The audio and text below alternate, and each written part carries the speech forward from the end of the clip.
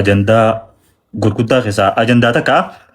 Dhiyootti wanni wahii dubbii wahii uumamtee turte obboleessa keenya Sheekhaa Roobeetii waliin. Sanumaan wal qabatee atilleen hidhamteeti turte jidduu sanitti. So ati osoo hin hidhamin dura atii fi Sheekhaa Roobee viidiyoodhaan laayiviinis ta'ee viidiyoo gaggabaabaa irrattis walitti dhadhaadachuu turtan. San keessatti hidhamuu kan kee keessaa Sheekhaa Roobee harka ni qaba. Gaafii wal fakkaataa dhiyoos Sheekhaa dhiyeesseetiin ture. Amma immoo dabareen keetti waan ta'eef gaafii wal fakkaatu maan si dhiyeessa. Sheekhaa Roobee hidhamuu kee keessaa harka ni qaba. Sababni ati ittiin hidhamte hoo sababa maali? Sii fi Sheekhaa Roobee rakkoo dhuunfaa walirraa qabdanii maaltu walitti isin fiduu danda'e? Haga girgireessitanii dubbii tana miidiyaa irratti namni hundi wal jalaa qabuu danda'e takka maaltu godhuu danda'e dubbii kana? Abdee galatoomi gaafii ani hawaasaaf illee osoo hin ibsin ture kan hin ibsuu barbaadu yeroo isillee eeggatte na gaafatte. Tarii dhiyoo tana guyyaa tokko akka tasaa ta'e osoo haasaa jirru laayif irratti dhuftee waan tokko haga tokko dhageessee jirta jeetii yaada ati immoo ani immoo asiin hawaasaa deebisaa akka nooliin guyyaa san turtis yaadachiisuudhaaf. Sheekhaa Roobee nama jedhamu kana guyyaa takkaan ijaan argaanisa. Eessatti yoom waggaa lameen har'aa duranatti fakkaata yaa kee bondeen gadi gisee dubbatu dhageessee jirta. Akkuma reefu hawaasa keenya Oromoo Booranaatiif gammoojjii keessa turre siin jeessan waggaa lameen har'aa baankiin Awaash ispoonsara tahee kan waan san qopheesse Keemboon Faadhaa fi hiriyootuma keenyaa waliini daftara barattoota harka qalleeyyiidhaaf yookaan immoo barattoota maatiin isaanii deeggarsa barbaadaniif gara daftara barattoota nama 3,000 ta'uu natti fakkaata yaa fuunee Baalee deemnu. Waggaa lameen har'aa dura. Baalee gaafa deemnee daftara san baadiyyaa keessa deemnee guyyaa sadii immoo ana Aleeks Taayyee Keemboon fa'aa Shawangisaa Bulchaa Jaamoo tiktaakni beekta hedduudha. Achi turree daftara san baadiyyaa san keessatti qonnee guyyaa sadii bullee achirraa gallee osoo achi jirruu ture mana nyaataa nuti nyaata laaqan itti nyaatu jirrutti feemasoota as jira yaanii nama sayyaaman. Keemboonni jira, Aleeksini jira, warra jiruun siyaamu jira. Waliin turreen dhufee nuti laaqana nyaannee harka dhiqatu jirraa wala garreen jalqaba namni sun gaafa san dhufe. Maal jee kiyu jechuun amma gaa. Baddeessaa fakkaachuun amma gaa jee gaafa san dhufe jechuudha. So wala garree dubbisnee akkasuma barandaratti suuraa wajji kaanee nu wajji ka'ee biraa deemne just akka nama Oromoo tokkotti wala garree wal barree adda deemne gaafa saniin akkana rabbii ijaa wal nu garsiisin jechuudha. Kasee ajaa'iba achirraa deebinee ni gallee nama kanaa wajjin akkanumatti jechuun laa beeksisii takka walii barreessinee hin beeknu. Fireendummaa walitti hin qabnu. TikTokan follow walitti hin qabnu, lakkoofsa bilbilaa waliin hin qabnu. Khairuun sharrumaati hamaa fi tola irratti illee wama takka haasaa wajjin hin qabnu ture. Haga guyyaa yoomitti haga guyyaa gaafa waa'een artist Ibroo Ibsaa ka'utti. Dan san ogaan itti sii deebi'u Sheekhaa Roobee maaltu kara dhimma keetii fidee hidhamuu kee keessaa harka ni qabaa maaltu rakkoon isin jidduu jira keetteef ammoo maaltu ture ani nama tokko wajjin Kadiir jedhama namni sun nama guddaadha jiraataa Baalee Roobeeti namachi nama guddaadha namni hundi beekalleedha dhimma tokko Finfinneedha akka xumurruufiif anaa fi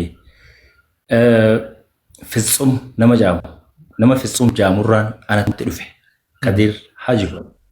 Fitsum kajau kun lakkoofsa ana kannee walitti nu hidhee sirkii guruppiidhaan galgala sa'a 3 ture dubbisee Finfinnee jira wajji haasofnee waan san akka guddaa as fatsaamii jaamuni beeytaami.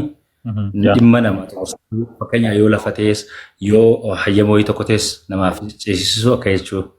Akkuma nama beeytuun wanta gootu jechuudha. So meeqa nu kafaltaa kan isinii kafalaa yookaan akka guyyaa kana keessatti naatu mursiistan nama anaa jira saayiba kiyyaa jira. Fitsum namicha isaa gara isaatiin dhufee jira nam sadeen kanarra waliin dubbannee 500 qabdii nuu kanne. Maallaqni natti ergamee tolee jeeni bullee ganama kaan alatu ture isniina ganama ture Ani deebiin irraa eegu jechuun maalirra geenye nama nagaya nama guddaadha namni sun nama dalagataadha nama biyyi beektu. Dan isni naga nama naa bilbilee ani immoo bilbila kiyya waasaappiidhaan yeroo hedduu fayyadamu silkii daayirektiin fayyadamu kaayetiin deeme. Silkii taniin akka uumaan amma si dubbisu jiru san silkii biraatu jira lafa kaayetiin deeme. Silkiin kaayee deeme tanirra bilbilee ani hin agarree gizeen dhufullee xiqqoo naappiin godhee guyyaa bilbiluu turuu isaa kana arkee hin deebisneef waan irra geesse boruutti himnaaf jenneeti namicha bilbilee namicha hojii dubbannee aboo gaayoo kana jarjaratee wanni kun waan guyyaa lama sadiitti dhumuu miti yookaan akkaawuntii isaa irraa fudhi jeetiin teekstii namichi sanii kaaye stiil waan na bira jiru jechuudha. Namicha na isaan itti fidee dhufeen ni bullee guyyaa salaasaa ganama akkaawuntii tiyya deemee wanti godhe distriktii goose an finfinneen jira siin jeemi.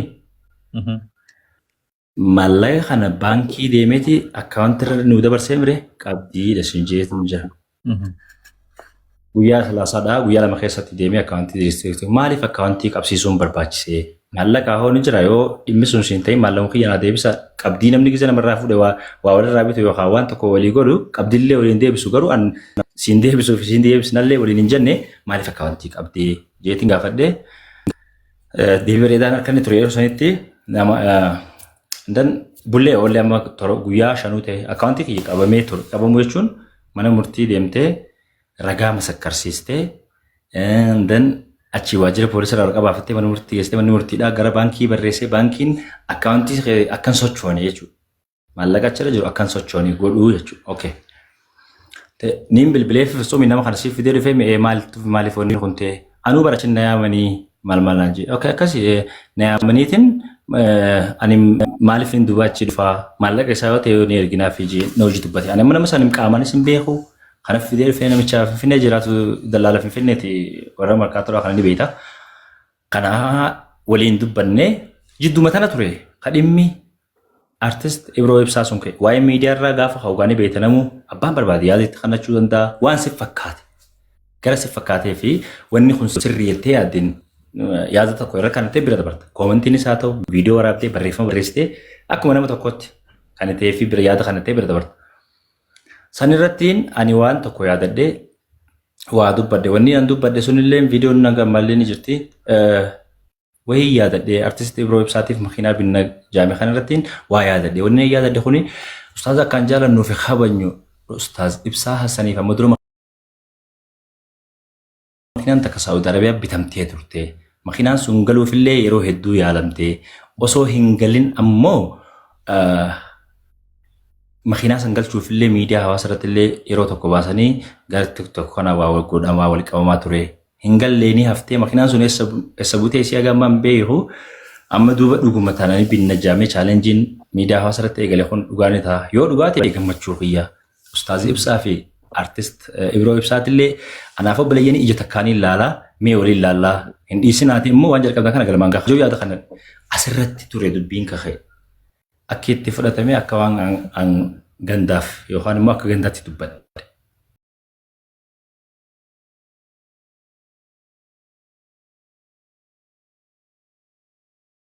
Dandeessaadha akka itti amanutti.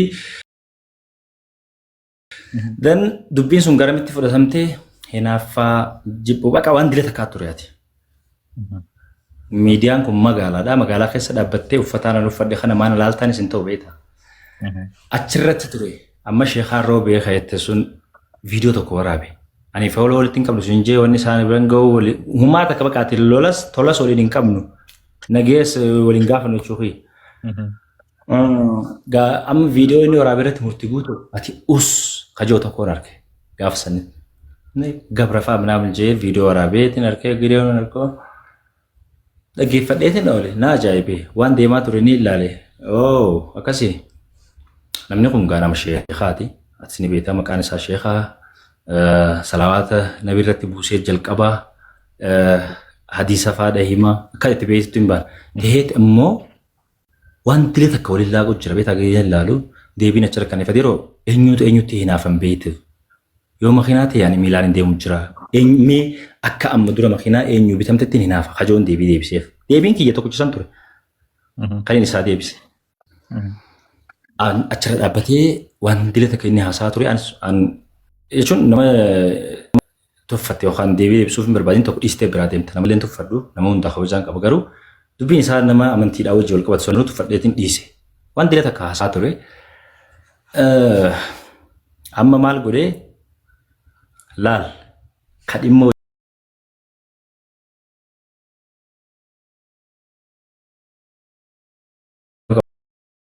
nam sadii jeensiin bikki maalleen itti ergame baalerraa ergame markaattoodha turre finfinneedha jira. Dan waraqaa laal bakka kanatti wanni hawaasni daawwatu jiru kun akka adda baafatu si himuu barbaadu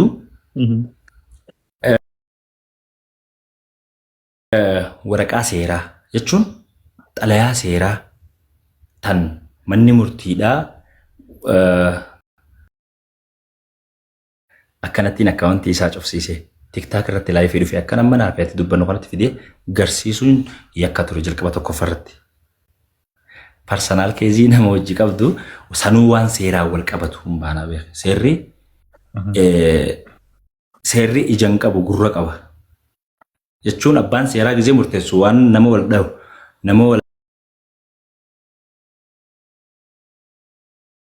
ajjeesu nama wal miidhu argeetii miti ragaa waan dubbateen ragaa tokko malee sanuu waan seeraa wajji wal qabatee ganaa kabbiraa duuba jiru miidiyaatti fidee dubbate. Gaafii kanaatiif akkamitti dubbattee maaliif miidiyaatti dhufee jee namni gaafatee hin jiru. Yooniin akkanan godhin yooniin isaa akkas hin godhin amma maaliif kanatti seenee nu wajjin turtee daadheen gadda Kemboon waa'ee kana adda baasee guyyaa dubbatanii jirtaa meebii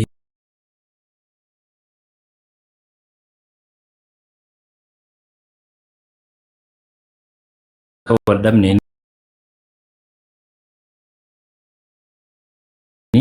Kemboon bilbilee tiimati Kemboonnaa bilbilee aboo Kemboon kootu nama kana akkas ture kunuuf soonko jamsuunis ni jira akkaawuntii qabsiisanii maalleen inni nu kannee kana kan inni nu kanneefis kana namni durgaa walii kannee walirraa bitee yookaan immoo walii deebisee yookaan tahaati akkaawuntii isaa irraa fuudhii waraqaa barreessisee waraqaa abbaa feete barreessitee mana murtii dheeyitee maallaqaan kan dogoggoraan itti kannee yookaan akkas jetteen akkaawuntii yeroof siidaan geessuu danda'a manni murtii yeroo daangeffamtanu.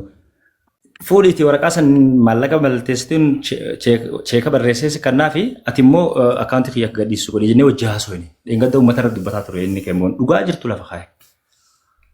So anis naa bilbilanii bar viidiyoo waraabinaan ja'anii jeeti namni tokko mucaa baaleetii natti hime sunis viidiyoo naa waraabii namni akkamii jeetiin gaafadheen aboon abbaan keeziin hojii qabu dhuunfaadhaa dhufee naa gaafatu ani kanaa wajji wanni wal qabsiif nutti hin fakkaatu.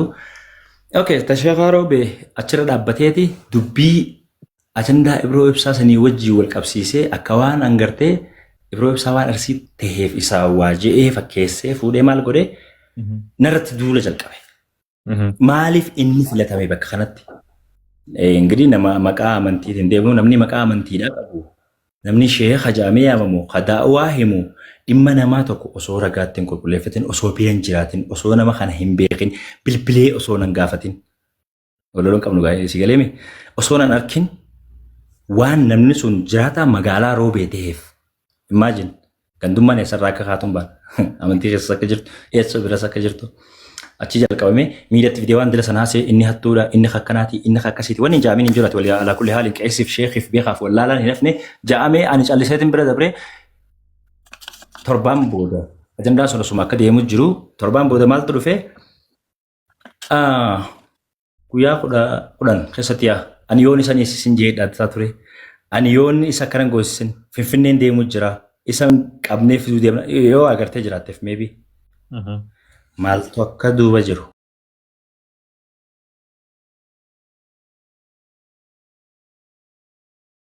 Eenyuuf duuba abdatee abbaa seeraa tokko isaati moo isaa seera muramu waan jiruuf namni gaafii gaafate haga ammatti waan jiru irratti hin fakkaatu. Anaaf inni gaafa naan hidhamee si jaawwaliin agarree kaniin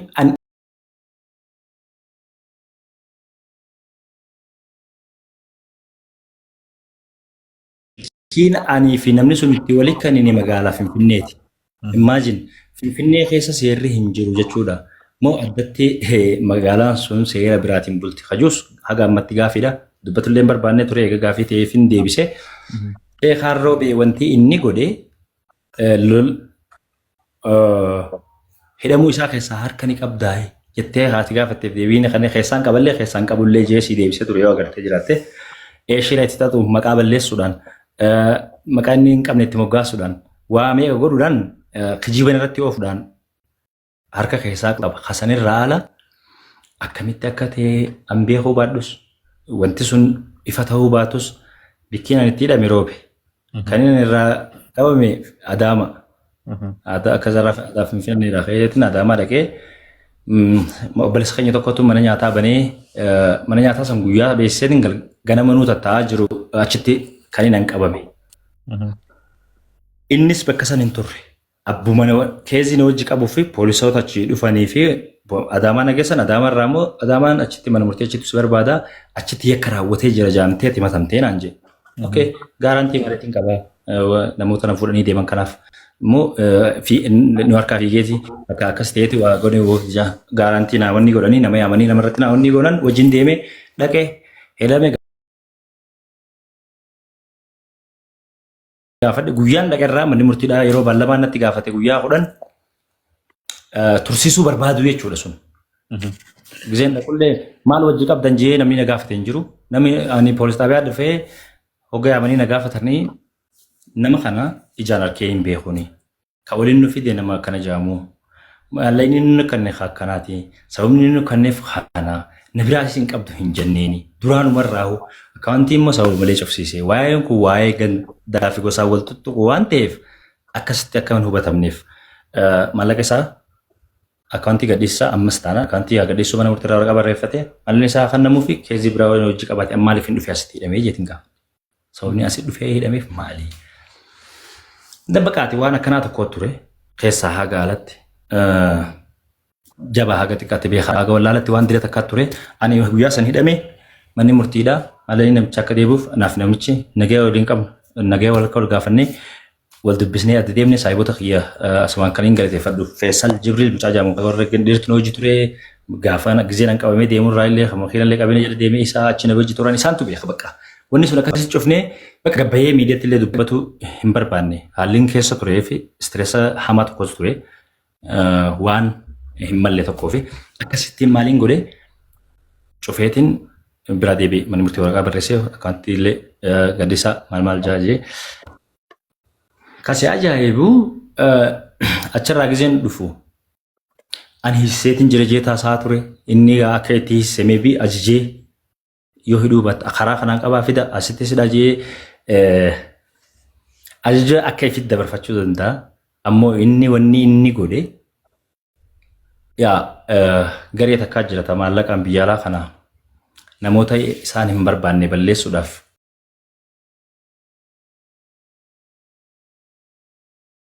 namoota akka isaa kanatti erganii karaa seeraatti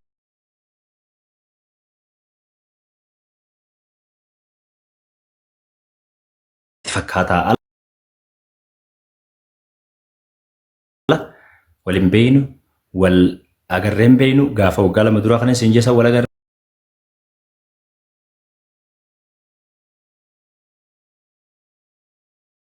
qabu tokko miidiyaatti as ba'ee waan hin qabne Even keessa dabree waan jee ma viidiyoo isaa faana bira jiraa jechaa ture jaan gizeen dhagu haga kanatti sin jechuu kiyya balasa kiyya wanni ture kan